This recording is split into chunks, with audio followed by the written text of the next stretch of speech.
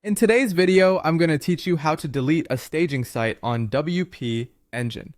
Removing a staging site from your WP Engine account is a straightforward process, but it's crucial to follow each step carefully to ensure everything goes smoothly. Let's dive into it.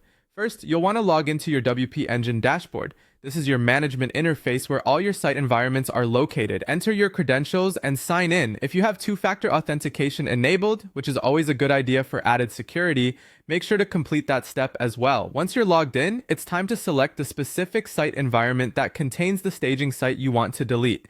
In the dashboard, you'll see a list of environments. Look through this list carefully and click on the one associated with your staging site. This environment selection is crucial because each environment can host different sites, and you wouldn't want to accidentally choose the wrong one. Now that you're in the right site environment, the next step is to navigate to the site's menu. From here, choose Staging and then Manage or Settings. This is where WP Engine gives you the options to manage various details about your staging site. It's like the command center for any modifications or actions you need to perform. Keep an eye out for the option labeled Delete Staging Site.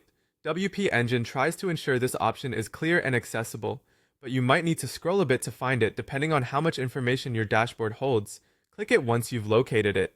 Before continuing to the next step, remember that this action is permanent and you will lose all data associated with that staging site.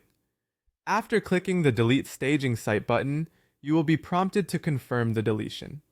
This confirmation step acts as a safeguard to prevent accidental deletion. When you're sure about removing the staging site, go ahead and confirm. Be certain at this point, as proceeding will permanently erase all the staging site data.